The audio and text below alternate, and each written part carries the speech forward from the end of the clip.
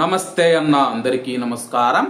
Iran పైన America దాడి చేసిన విషయం అందరికీ తెలిసిందే. అలాగే ఇరాన్ పైన అమెరికా దాడి చేసిన తర్వాత కువైట్ కీలక ప్రకటన చేసింది.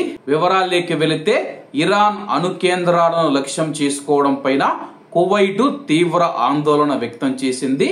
తక్షణమే ఉద్రిక్తతలను తగ్గించాలని కోరింది. స్నేహపూర్వక ఇస్లామిక్ రిపబ్లిక్ ఆఫ్ ఇరాన్ లో వేగంగా జరుగుతూ ఉన్న పరిణామాలను, ముఖ్యంగా ఇటీవల జరిగిన అనేక అణు కేంద్రాలపైన జరిగిన దాడులను, ఈ ప్రాంతం మరియు ప్రపంచం యొక్క భద్రత మరియు స్థిరత్వాన్ని బెదిరించే తీవ్రతను కువైట్ దేశం నిశితంగా మరియు తీవ్ర ఆందోళనతో పర్యవేక్షిస్తూ ఉందని చెప్పి ఇరాన్ సార్వభౌమ అధికారం పైన దాడిని మరియు అంతర్జాతీయ చట్టాలు మరియు సమావేశాల ఉల్లంఘనలు ఖండిస్తూ ఒక ప్రకటనను అయితే విడుదల చేసింది.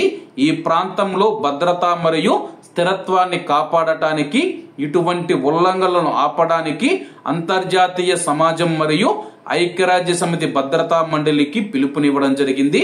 ప్రస్తుతం మనం చూసుకుంటే ఈ ప్రాంతంలో అశాంతి నెలకొందని చెప్పేసి ప్రపంచ దేశాలు, అంతర్జాతీయ సమాజం, ఐక్యరాజ్య సమితి భద్రతా మండలి జోక్యం చేసుకుని వెంటనే యుద్ధం ఆగిపోయేటట్టు చర్యలు తీసుకోవాలని చెప్పి రోజు రోజుకు యుద్ధ తీవ్రత పెరిగిపోతూ ఉంది. తాజాగా అమెరికా ఇరాన్ పైన దాడులు చేయడంతో అయితే ఇది 3వ ప్రపంచ యుద్ధానికి దారి తీస్తూ ఉందని చెప్పేసి నిపుణులు కూడా ఆందోళన వ్యక్తం చేస్తూ ఉన్నారు.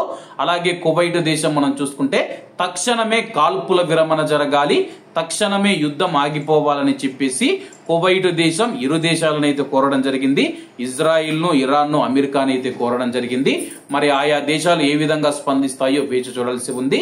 ప్రస్తుతం అయితే కువైట్ దేశం ఆందోళన వ్యక్తం చేస్తూ ఉంది. ముఖ్యంగా ఇజ్రాయిల్ కానీ అమెరికా కానీ ఇరాన్ లోని అణు కేంద్రాల పైన లక్ష్యం చేసుకుని దాడులు చేస్తూ ఉన్న నేపథ్యంలో తీవ్ర ఆందోళన వ్యక్తం చేసింది.